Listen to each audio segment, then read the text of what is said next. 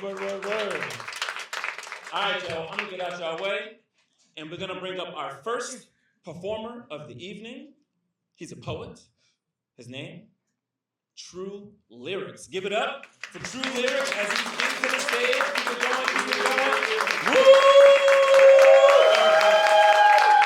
There it is. How y'all doing? Y'all can hear me? Can y'all hear me? Yeah. So I'm a poet. I'm also a comedian, but I go by True Lyrics when I do poetry. I'm Elijah the Barber when I do comedy. All the people that put this together, dear black man, you good. Clap it up for them. I stumbled across this on Instagram, and holidays are a tough time, and for a lot of poets, poetry is therapy. So it's been therapeutic for me. I've been doing it a very long time. So anybody going through anything, my advice to you is write your pain and live your life. The name of this piece is Write My Pain and Live My Life. People look at you from the outside thinking you had the perfect life, the life they wish they had. They look at yours as if it's all good, nothing bad. But don't see your pain, your hurt, the days and nights when you're sad because you don't get enough emotional support. Or the days when you had to have those baby mama battles in and out of court. Or your spouse playing games of mental chess just for sport. Or getting so caught up in your work that your kids look at you as a jerk. What's a man to do when he got bills that are due? Baby needs shoes too, so it has you thinking, what's a man to do? How can I still smile after all I've been through, after all I went through? I'm not okay, even though it seems like it. My friend told me his problems. I gave him some advice because I've been through some things like it. But I'm not okay. How can I be fixed? Well, I don't have the answer to that. Well, some will say, well, why lie? Because when they ask you if you okay, if you say no, you already know they don't have the answer to that. They'll be like, if you ever need to talk, just call. But what about the days when you call, they don't answer and never call you back? Some people have all the answers, but what's the answers to that?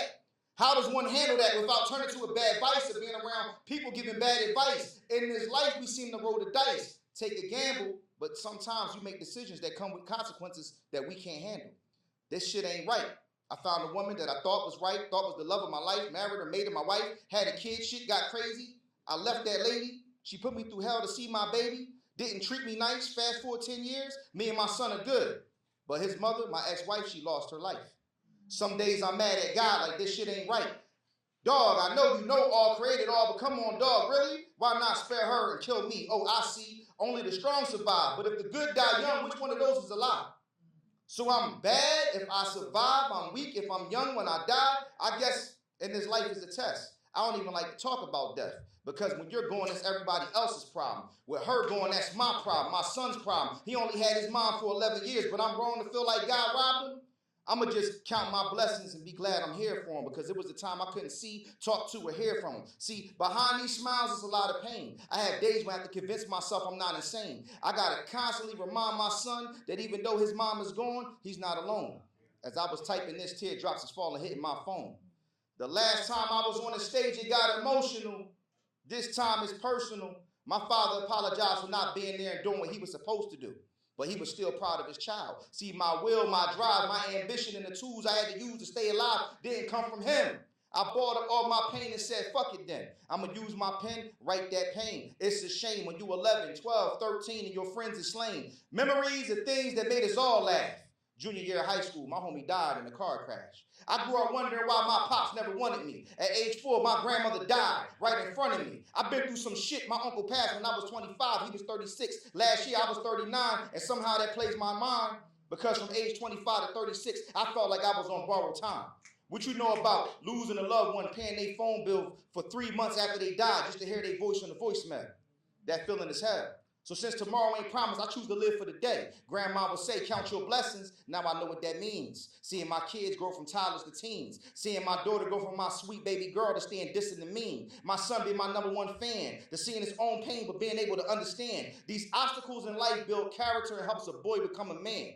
I want to be a wise one who raises a wise son, who's smart enough to not go out with his friends on IG Live, flashing knives and guns. On the real, I feel I got a lot of work to do in this life right now. So I'm going to live life right now for me. Not get caught up in the distractions of being influenced by other meaningless people's actions. I'm going to write my pain and live my life. Because all I know how to do is write my pain and live my life. Thank you.